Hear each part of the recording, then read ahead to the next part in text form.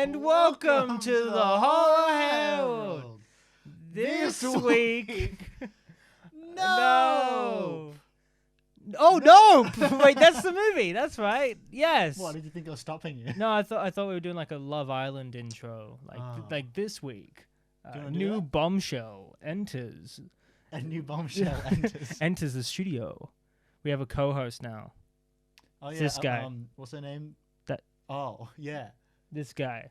Monk. Monk. Oh, her, yeah. Who the hell is this guy? Stephanie Monk. Wait, what are we talking about?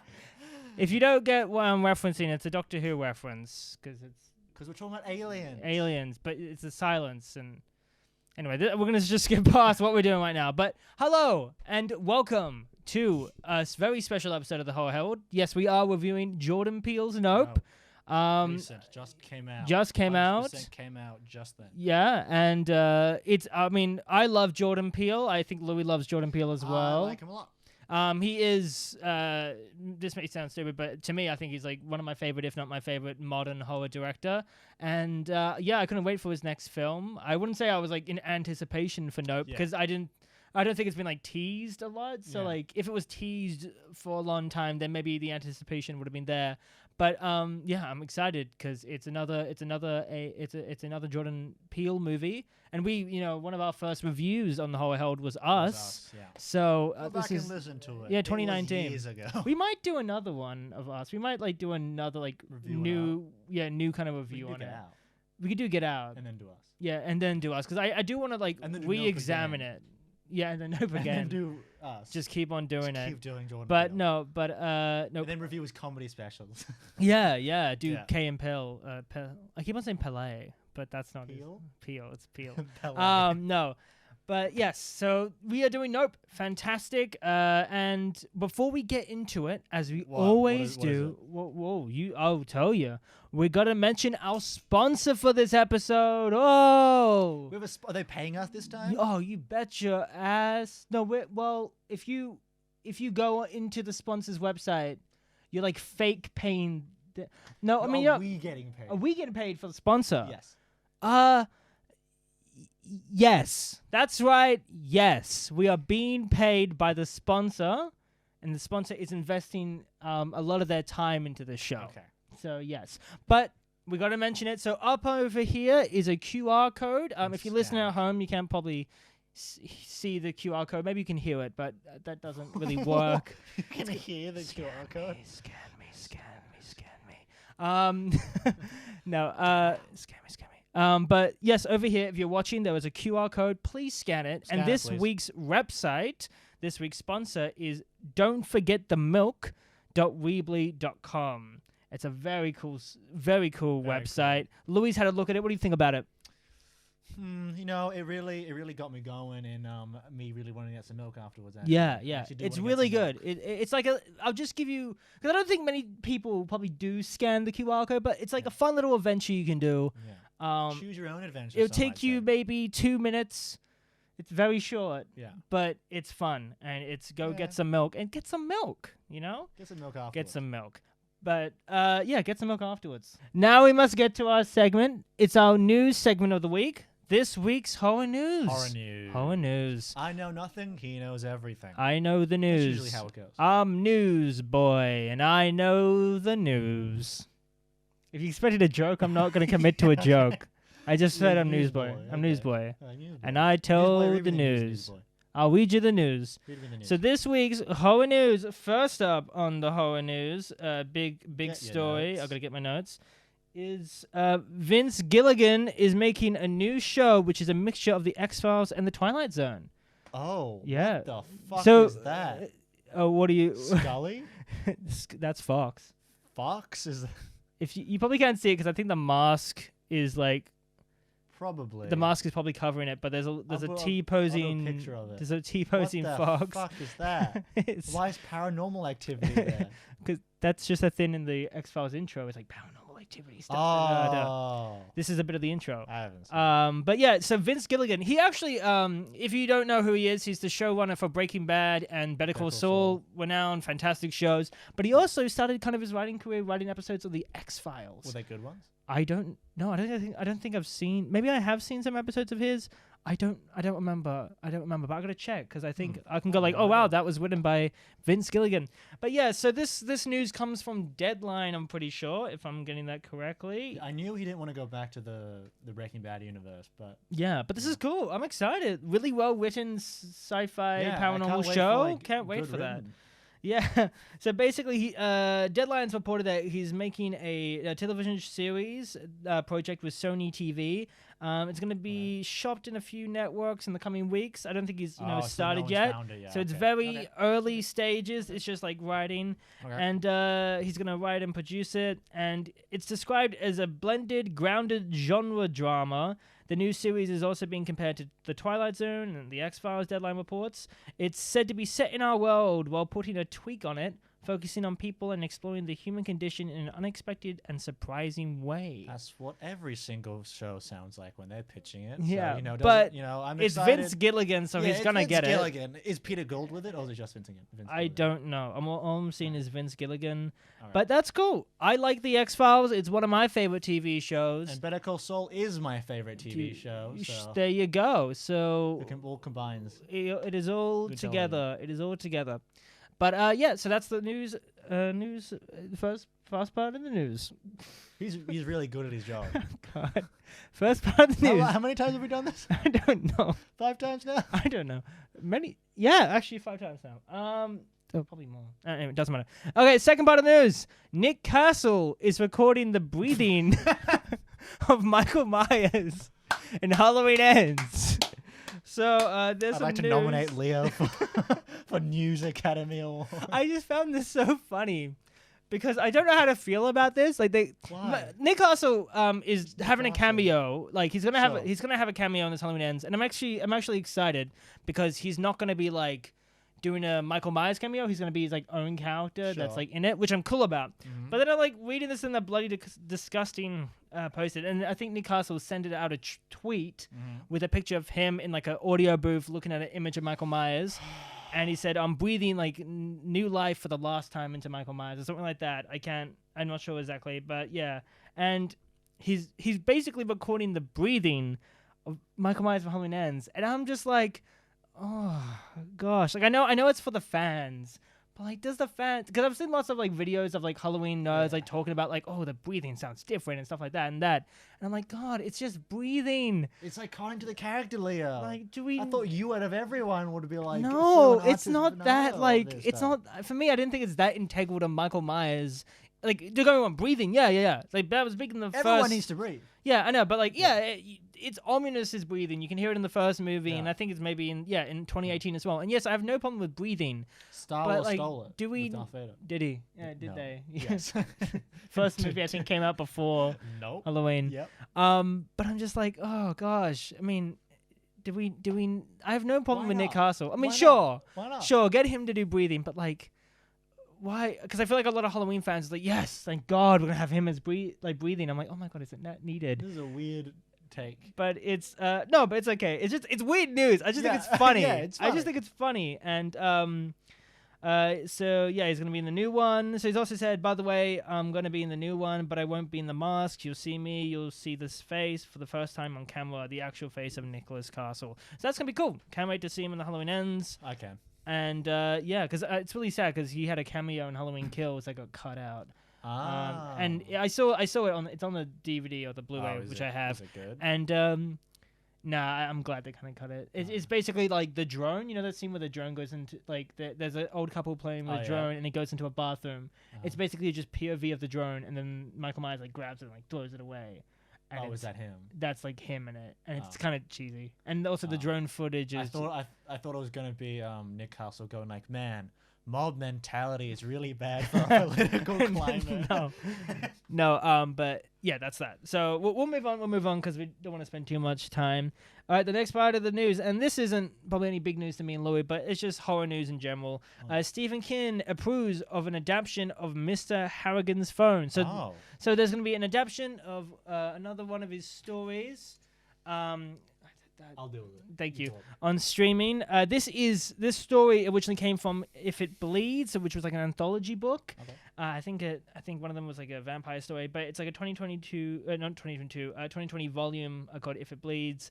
And John Lee Hancock is directing this adaptation, and it's going to be on streaming. I know who that is. It's going to be a PG-13 rated film. But Stephen King, he saw a close to finished final cut, and he basically said, I've seen a close to finished final cut of Mr. House's Throne, written and directed by John Lee Hancock, and he says it's nothing short of brilliant. So, cool. I mean, I like Stephen King. I've read some of his books. Pet Sematary is one of my favorite books. Yeah, I think that's a good one. Yeah. I like Misery as well, and of course The Shining's fantastic, and other ones like It. But yeah, It is long. yeah, but it's Have you read It? I think I read predominantly like the kids version, and then I think I maybe listened to it on an audiobook. I read it. I audiobooked it, but I've sat through the 10 hours of it. It is long. Yeah. Yeah. Yeah, cool. But it's going to be PG-13, and Stephen King approves. But that is the end of our news segment. I'm going to scare the It's a Green Goblin. Yeah, I'm not sure where this is from. But anyway. You don't know where that's from? I know I forgot the name of it. Yeah, okay. But anyway, now to our review of Nope. Who's clicking this time? This guy.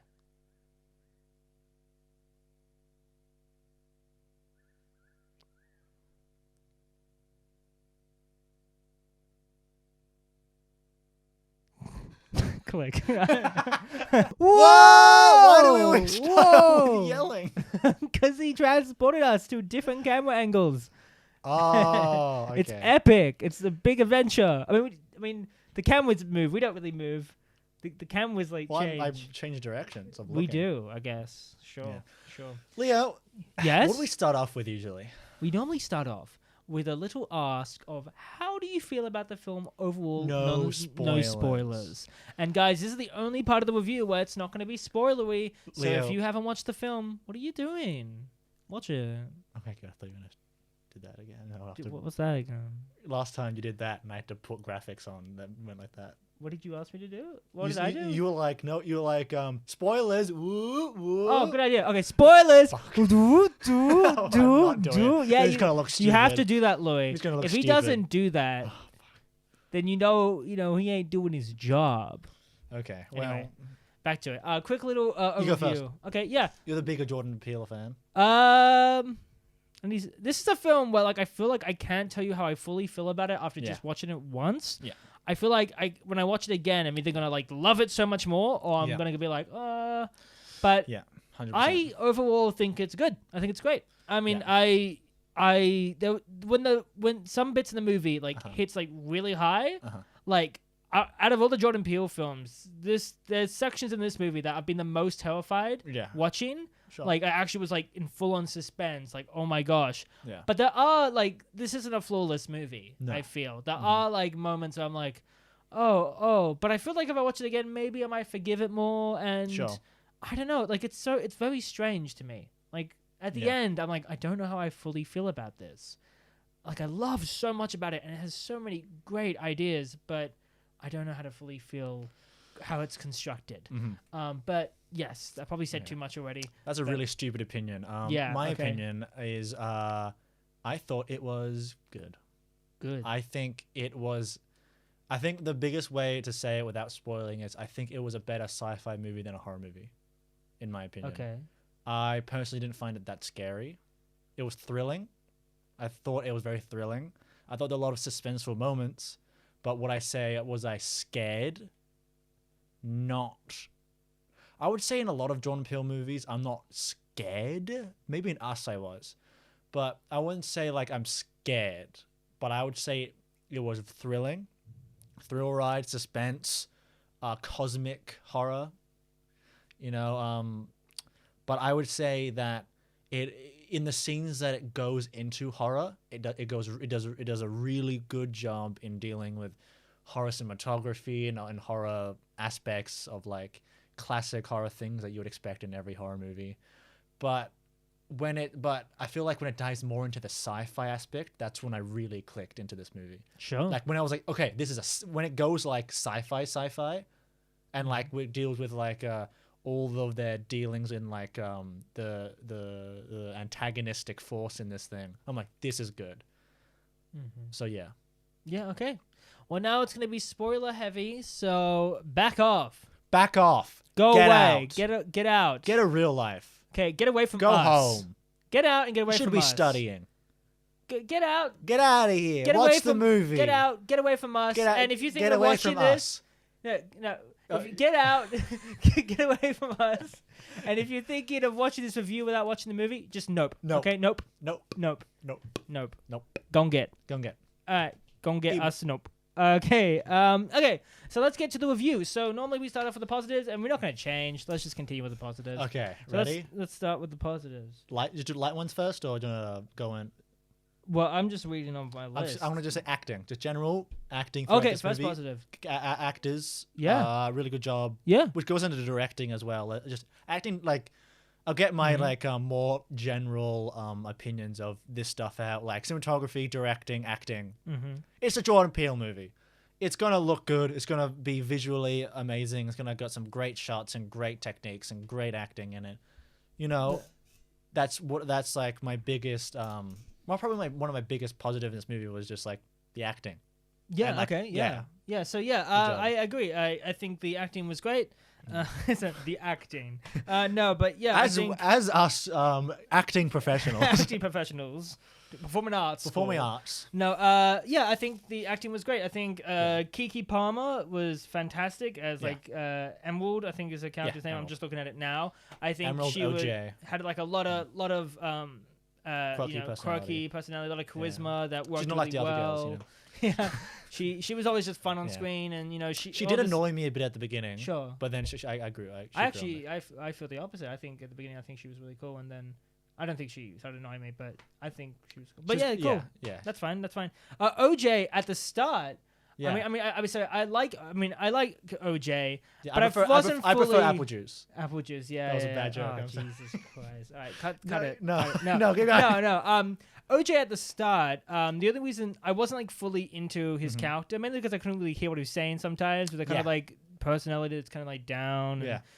Bit whatever, and I didn't really full on dig his character yet. But then he started to become actually really funny with that personality. Yeah. Like there was a really funny scene where he's like sitting in the car and he sees the UFO and he's like, nope, I'm staying in here. And I think his personality kind of suited it. Yeah. And I then started to really like his character. Yeah. So over time it worked.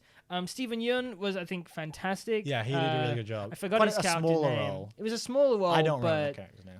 I think his character and his Kid scenes, Sheriff. and Kid Sheriff, and even his character in general, the scenes we get with the character Was interesting. really interesting and cool. I really enjoyed how he kind of played as a character that is trying to like work with the UFO, and I think that kind of connected to the monkey in a way, because like it's a big threat, but he's going to try to just work with it. Yeah. But I'll get to that later. I'll expand on that. May not make sense right now, but I'll expand on it. And then Brandon Perret, who kind of played Angel, the guy who's doing electricians, gonna mention him as well. I think he was great, charismatic.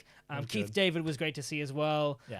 He wasn't a big major part of the movie, but we love Keith David. Yeah, you know, from of course. from Community, Rick and Morty, fantastic voice. The cat from Coraline. So he's really cool. But yes, I think acting was done really well, and acting good. Acting good. What's your positive? I'm going to try to move to a positive that...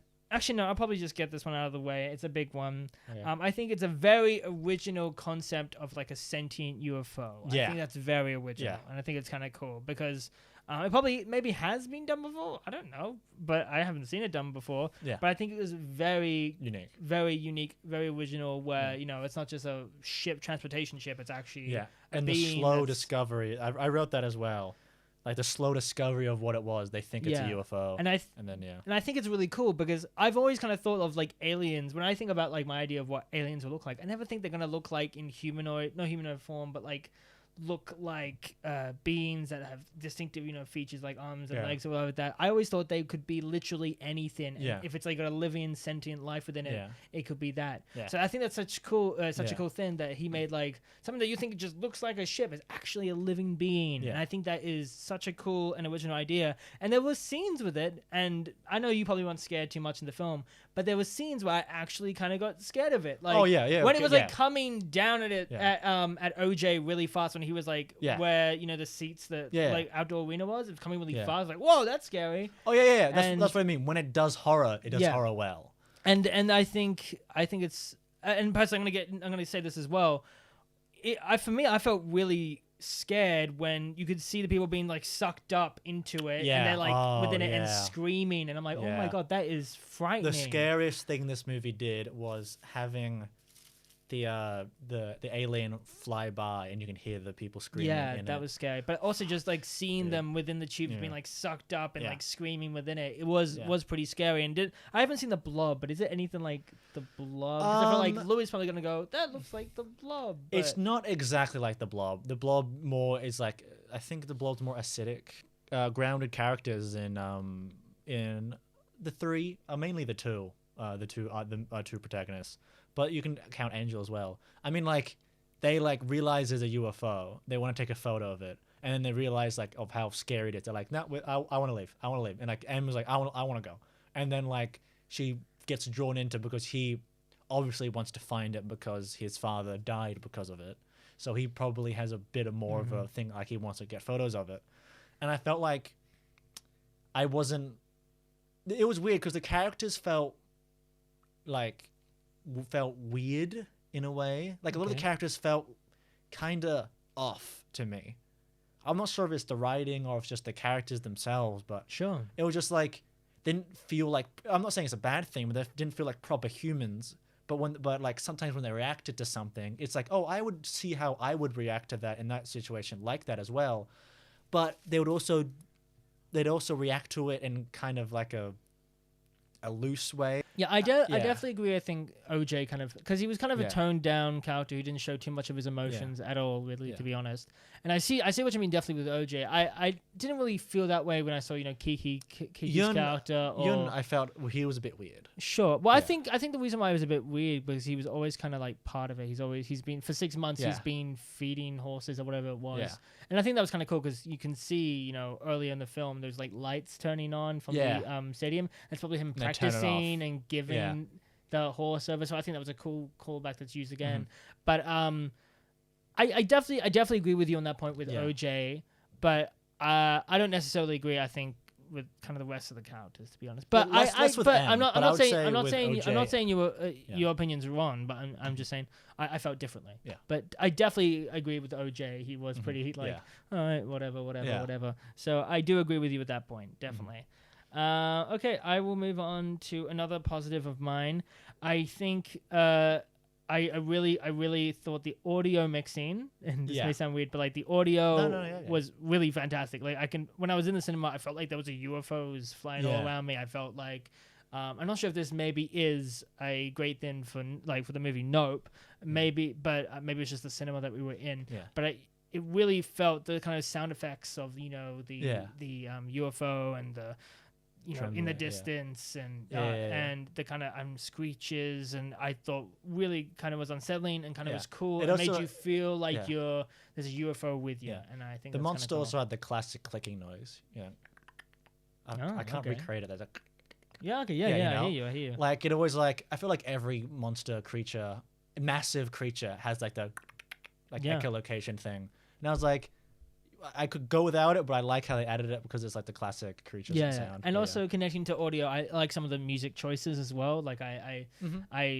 like Sunglasses at Night. It's a cheesy 80s song, but I mean, I've listened to it quite a few times because of the Stranger Things soundtrack I have, but it's cool. But I think, I liked how because I think Jordan Peele does this a lot where he gets songs and then he like distorts it and slows it down. And he did that with Five on It with Us, and I don't think, this song, Sunglasses at Night, had the same kind of effect, but it kind of sounded cool when it was like slowing down. Was it the same composer as the other ones? I'm not sure.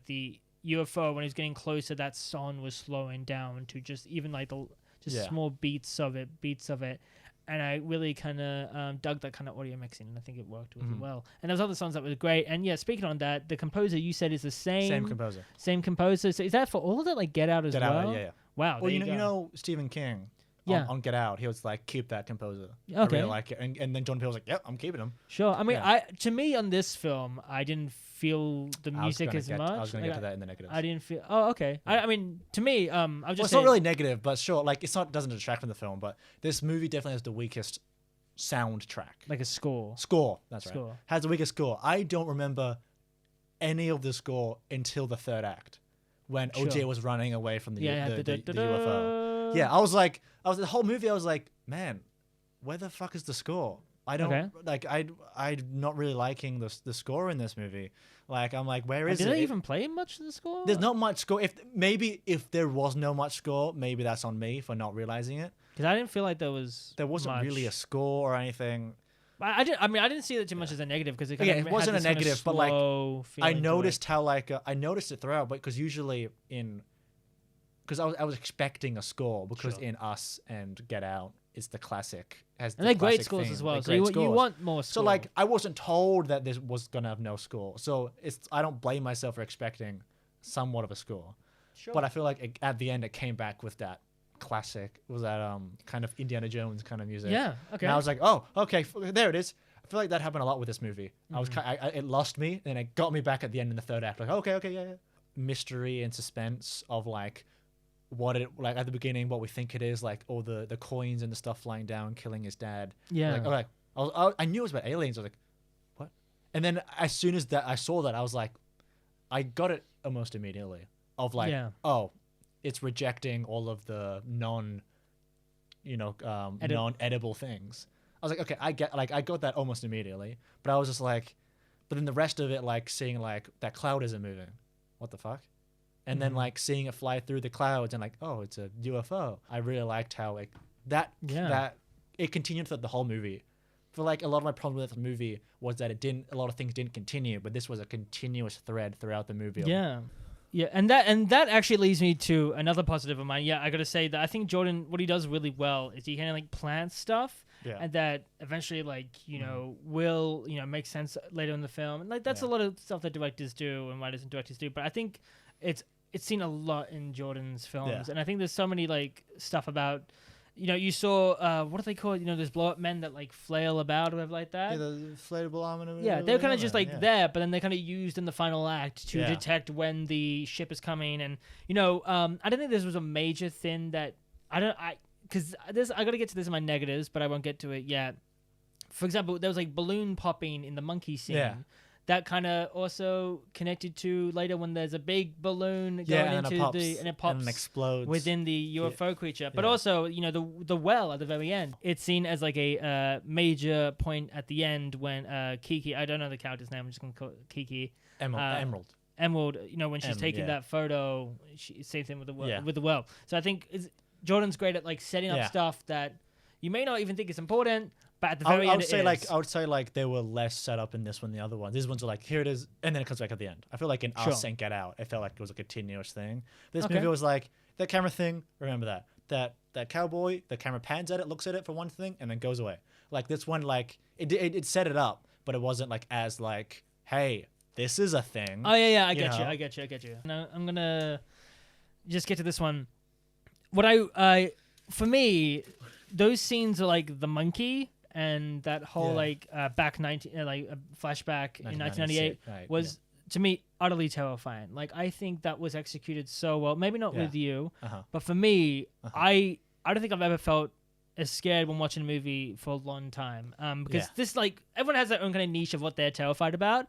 And for me, not scared of monkeys, but I'm scared of like, not being able to do anything and like everyone you love is being killed right in front of you. Or like innocent people, like children are getting killed. Like, for example, like I couldn't watch The Hunger Games for a while, because I saw all these like children getting killed. I'm like, no, I don't like that. But this was like utterly terrifying, especially with those like POV shots where they're like long takes of Steven's character sitting there and watching like someone just beating the Donkey crap Kong, out. Donkey Kong using the down B move.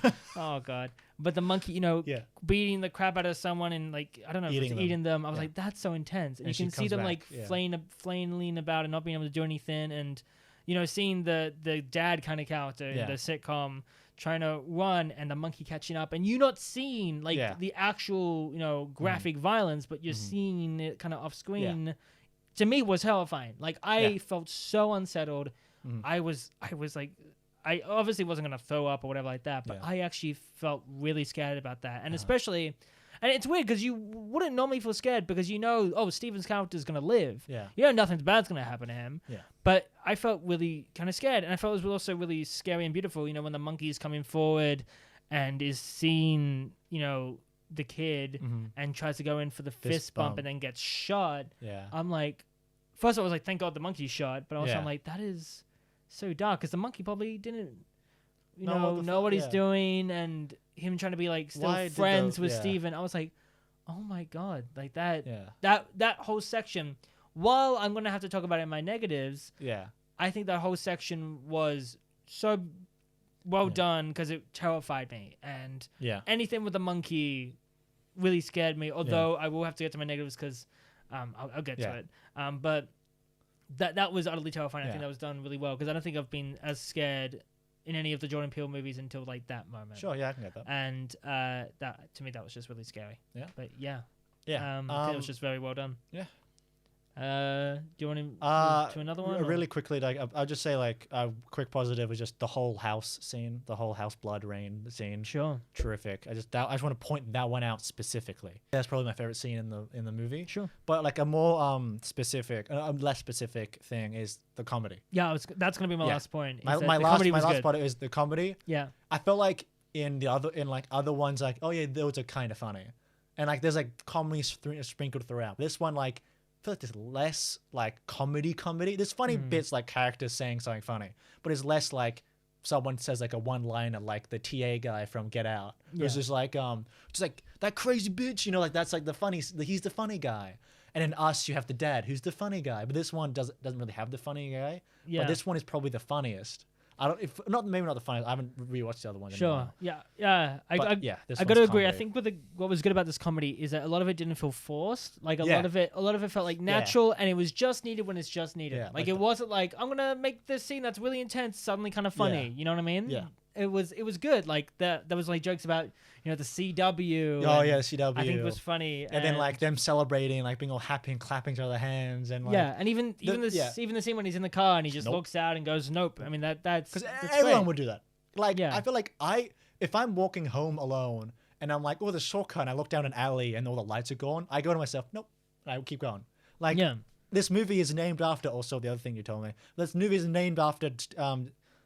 He's talked about how the movies he makes is like Get Out. What you tell people on the screen, Get Out. Yeah. And this movie is like, what do you do when you see something horrific? Nope. Yeah, nope. Nope. No, but and I just think it was just the comedy was done when it's right and wasn't forced. And I think that was another positive of mine was that the comedy was just on point. Okay, so negatives time. Should I go first? Do you want to? Okay, because I kind of mentioned it before. Yeah, with the monkey scene. Okay. I have nothing. I love the monkey scene. Those are like some of my favorite. I think my favorite part of the movie was that monkey scene where Steven is like lots of POV shots and he's like hiding underneath the table. What I was waiting for in the movie was to see how this is really connected to the story that we're watching, which is no. Yeah. It is connected to me. Like I felt, it's connected in the fact that. Steven's character, this terrible thing happened to him as a kid, and this was like a kind of a beast that he had to try to like, not try to, but he felt like he still needed to kind of protect in a way, like with the fist bump, like he still, for him, his character was like, he probably was friends with this kind of monkey because they were like best friends in the show. Yeah. So he wanted to be like that with the UFO, where he was like trying to have a good connection with it, and I see that as a great thing. It could have been better. I think that element worked, but there was some stuff about it, like the shoe levitating. That I was waiting to go, like, okay, what's that about? Well, I wasn't like, this is a crap film because they're not explaining it, but like I was kind of waiting for it to be somewhat explained. Mm-hmm. It's not like a major negative; it's not fully taken away from the film, but I was kind of like, What does it mean? What is Why what does haven't? it what does it mean? Yeah, what is it? And then we get to finish. Steven Yeun's character going like, and I was slowly like, okay, he's like trying to connect to the UFO in a similar way, and now he's dead. Yeah. And I felt like there wasn't enough payoff or enough. I don't want like people to go like, oh, you just don't get it.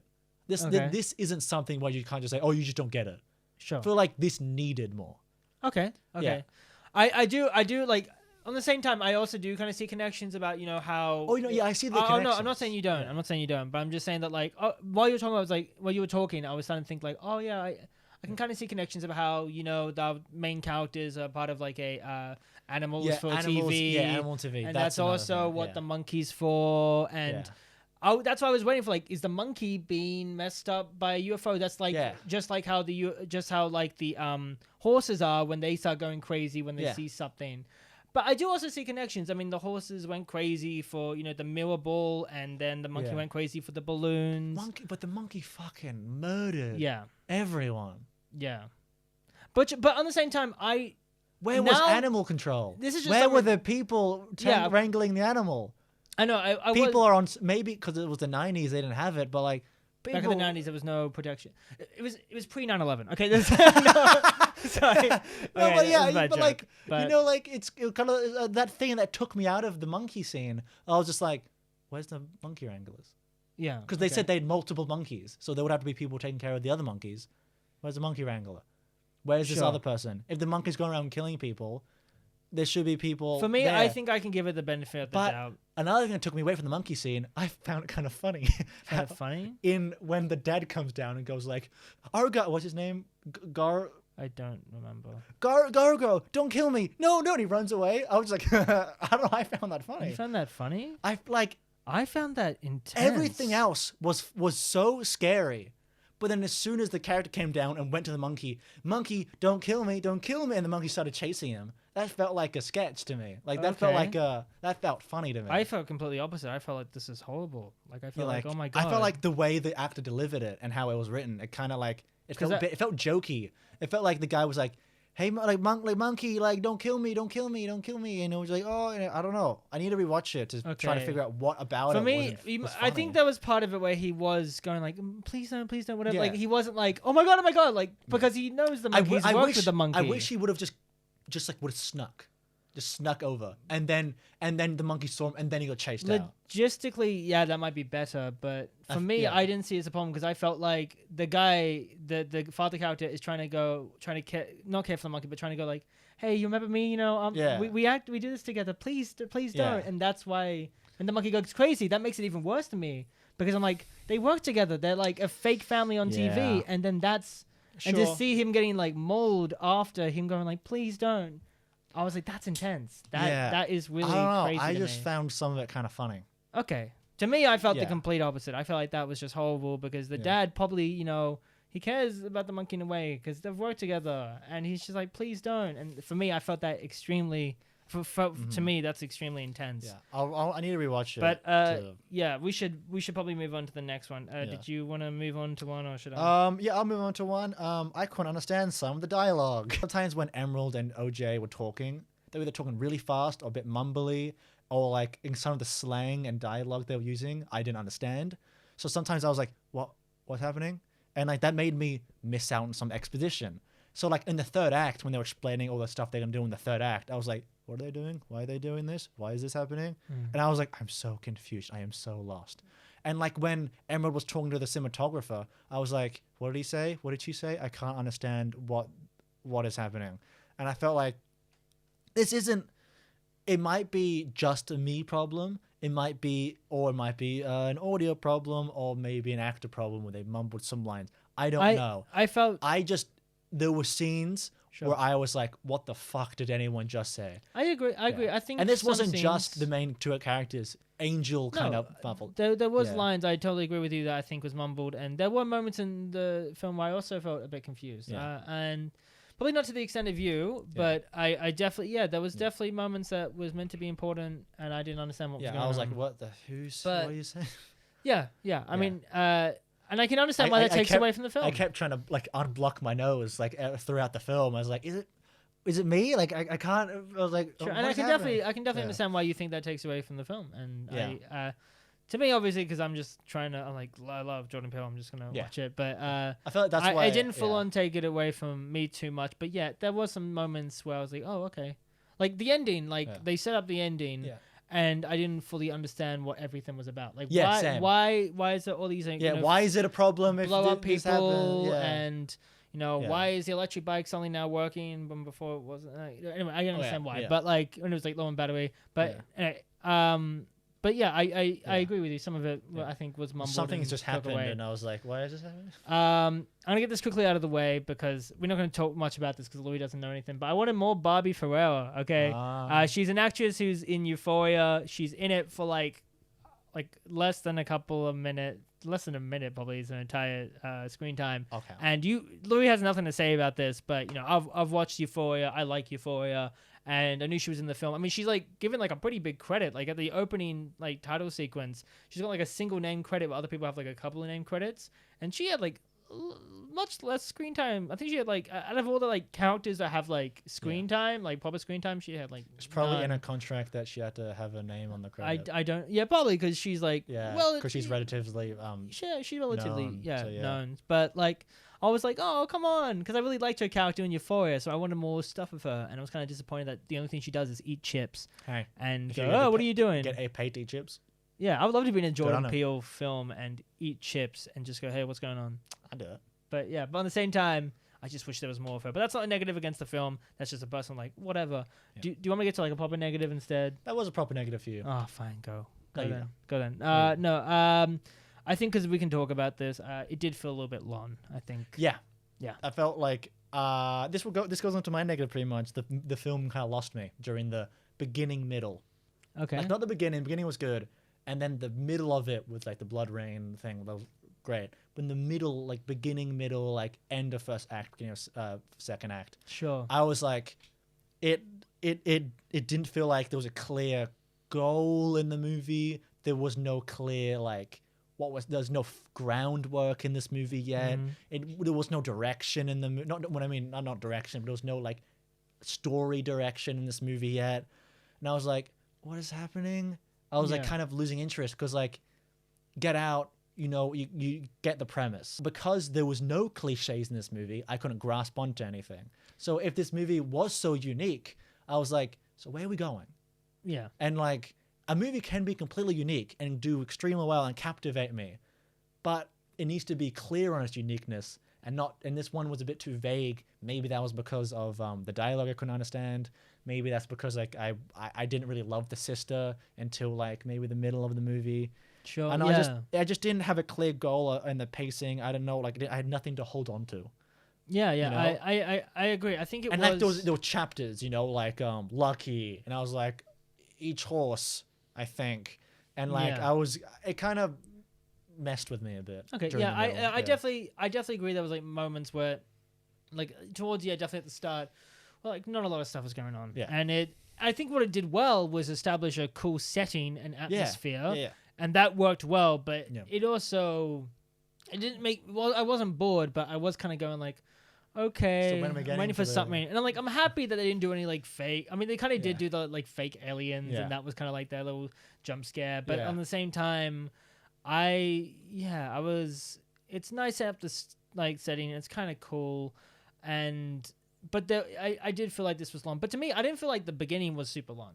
Like to me, I felt like the ending towards like the end of the second act, and that was pretty long. Like for me, the whole setup of like waiting for the UFO to come so we can film whatever like that, and characters going from one place to one place, and then the Team Z character kind of just coming in for some reason.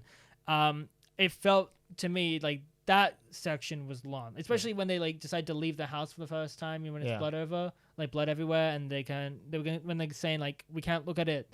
Yeah. And they're sitting at a bar and just eating. Yeah. I felt like this kind of feels kind of weird. Get back to this. Like I felt like it was gonna end multiple times, but like it didn't. Like towards the end, I just felt I felt that the pacing didn't work as well for me because I felt like they were just because you were saying earlier the characters are kind of like mellow or whatever like that. So they decided, okay, we'll just leave the house and and we might come back and we overreacting. might do something. And the most stakes was we're gonna take this on camera, we're gonna film it. Yeah. And I really felt like I didn't feel the stakes. I didn't feel like, like they're gonna kill us in this amount of time. We've got to do something. What is the goal here? To get it on camera. I feel like, what is the goal after you get it on camera? Like I feel like they're just like, all right, we're gonna leave now, but oh, you know what? We gotta get on camera, so let's head back. Like I didn't feel like that much stakes, and that's why I kind of felt like I did, in the actual ending, in the actual third act, I felt stakes, but I kind of just felt like, oh, that's when it was kind of slow to me. Also, that actually goes into probably a bigger negative, or maybe not. I don't know. Go for it. Yeah. It kind of like the movie has a premise of like get it on camera, and then during the movie, I'm like, okay. What do you do after you get it on camera? You tell the police, tell the government, they kill it. So they just happen to kill it. At the end, it dies. And like, oh, that's lucky that like you got it on camera. And that's not lucky. There was no horse there. Rip. Rest in peace. Did it die? I don't know. Yes, you. And then it dies. And I was like, oh, I didn't even know they were gonna kill it. Like I kind of would prefer if they didn't kill it. If like it's ambiguous, like what happened next, and like, but then like, oh, and it's dead. Movie over. I actually feel a little bit differently in a way. I feel like if I saw UFOs flying in the sky, I probably wouldn't be like, oh, let's kill it. I probably would be like, oh yeah, let's take a photo. I know. I'm not saying they want to kill it. I mean like, there was no talk about what would happen after they took the photo, and it didn't have to be there to kill it. It would just be like, who do they tell? They want to get famous. They want to get rich. I'm like, okay, cool. That's a vague idea of why they want to get the photo. And then at the end of the movie, it explodes and dies. And I'm like, oh, that's lucky. That's convenient. It dies. So they got the photo, and the monster that they would have to deal with is dead. So it's like, oh, okay, cool. The monster's dead. There wasn't like it wasn't like ambiguous. Maybe like they get the photo and it ends with the photo. Like what happens next? Did the military kill it? Did they appease it? Or like what's next?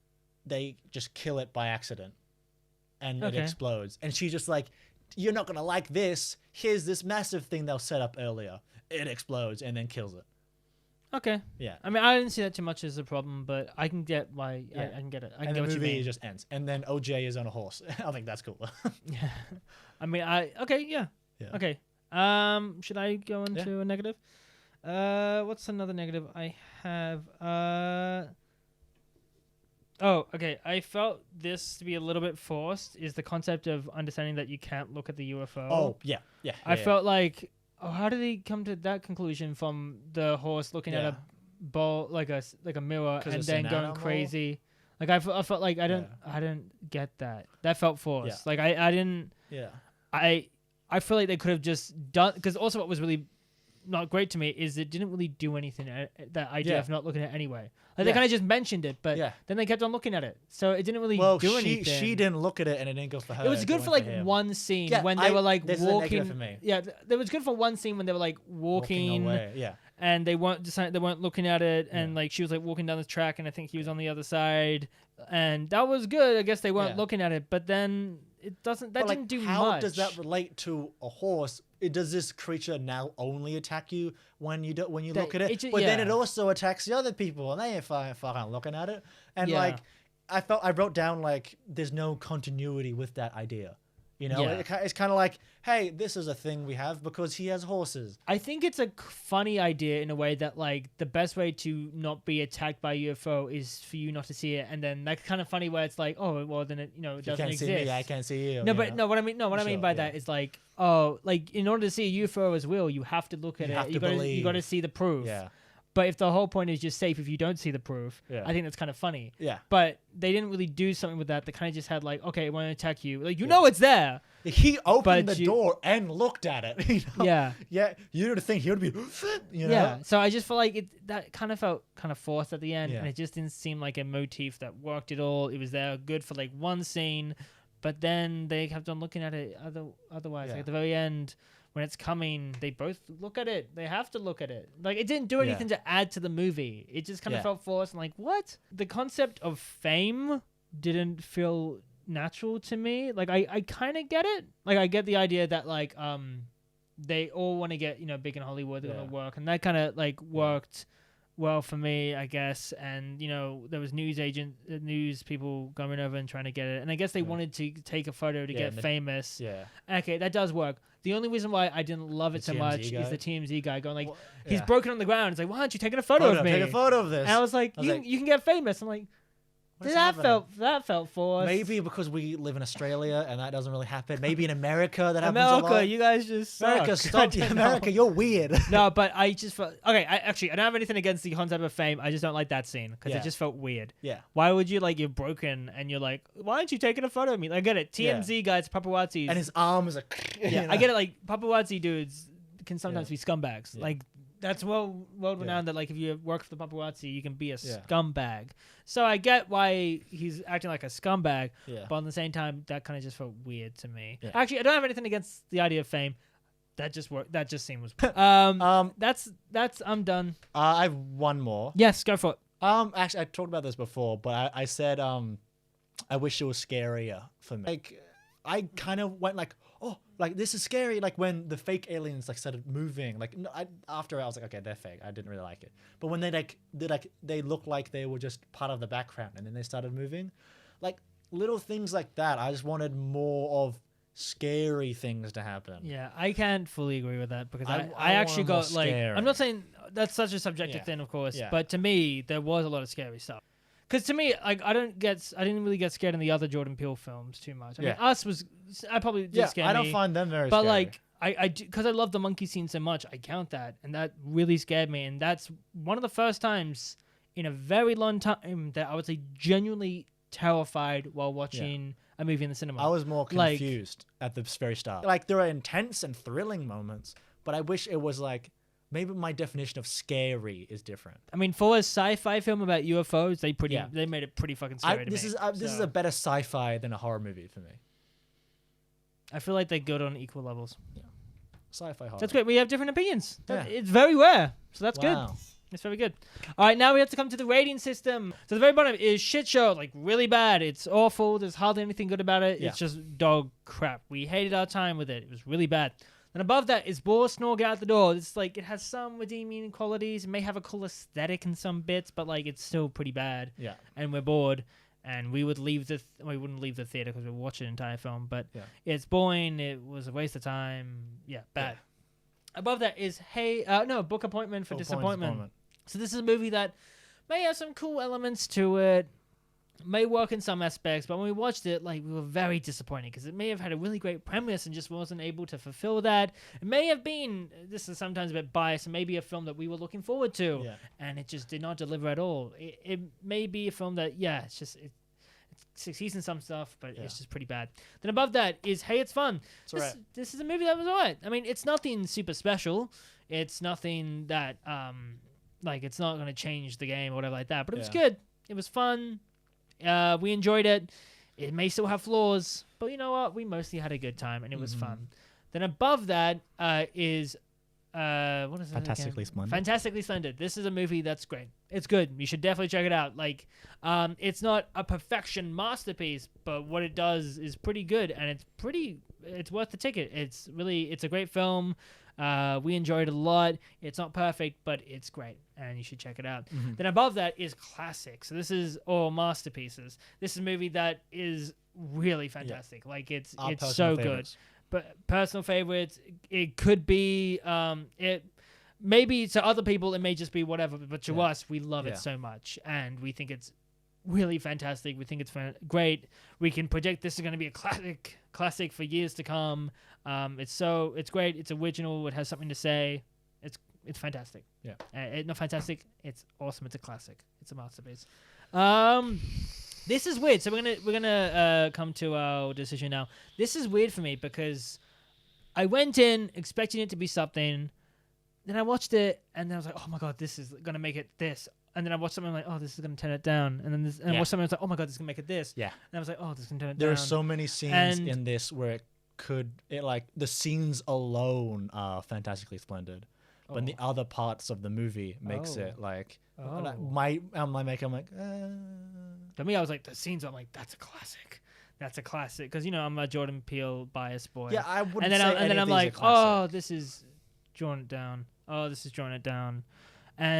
But to be, I'm gonna okay. You're the big Jordan film. I'm not gonna call it a classic.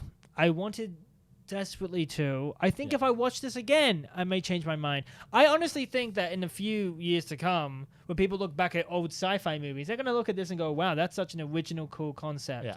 I don't think it's perfect, and because generally I felt actually scared in so many scenes, and yes, it was long. Yes, it did drag it down a little bit, but because I actually had a good time with the characters, I actually was terrified in certain scenes. Like I'm not that as a horror fans, we don't get terrified a lot in horror movies. Yeah. But I actually was really scared, and some scenes really was powerful to me. So I am gonna give it a fantastically splendid because I really felt like it isn't a classic or masterpiece level to me, but there was so many stuff in it that I like a lot. And to me, I love this. Is probably my favorite horror movie of the year. Like I like this much more than Black Phone or X. So to me. And I would probably give every other Jordan Peele film a classic, but there are some elements that drag it down a little bit, but they're not huge like what the F. There's still, there's a lot more positives in this to me than negatives. But it's not perfect. I can't lie to myself. It's not perfect. So I'm going to give it a fantastically splendid. Had with it, it's fun and a half, maybe. Okay. If it just the production, the directing, the sound quality, but I feel like I'm being too, forgiving in a lot of more recent media and a lot of these reviews. But if I'm being I'm being kind of you know what, just give it Fantasy Splendid because it's hey, it's fun sounds kind of like a bad review. But hey, it's fun, even if it's in the middle of all of these, it's still a good rating. It still means it's good. It's not bad or anything. It's 3 stars. Out of 5. Okay, I thought you meant out of 10. Oh, yeah, out of 5. Yeah, it's still good, and I still really liked it, and there are scenes that could be fantastically splendid for me. But maybe if I rewatch it, I'll give it a fantastically splendid. But right now, it's a hey, it's fun, and a half. Okay. Cool. So that's that. That's our review. That's our ratings, and we'll do the little trivia. So. Whoa! We're back. All right, so that was that. That was our review. Thank you for listening. Before you go, though, we have to answer the trivia question that we gave you last week. Oh, probably not last week, but last podcast. Yes. And the question that we gave you was, which state is the movie Sinister set in? I'm not going to name all the options because I don't remember them, but Pennsylvania was the answer. So if you guessed Pennsylvania... I did. Louis did, and he's a smart boy just like you. So smart. If you guessed it, well done. But for this week's question, imagine you're like a little kid, well done. No, Jordan Peele. Yes. So the question that we're going to give you this podcast is, Get Out was a good movie. We liked the movie, and so did the Academy. And the question for you, this podcast is, how many Academy Awards was Get Out nominated for? Can I guess? Go and guess. 7. 7? All right. 12. 7 on 12? All right. That's Louis' guess. You should guess as well.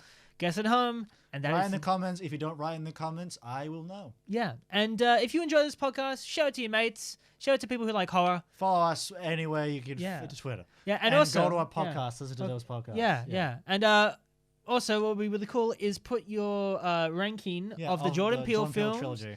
Of the trilogy, because there's 3 films. Technically trilogy. Not too hard. In the comments, do your ranking. Yeah. Look at the comments to see our ranking.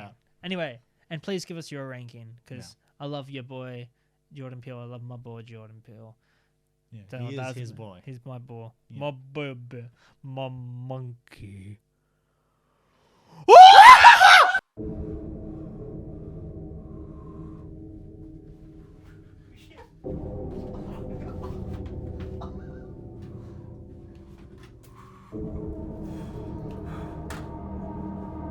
Monkey.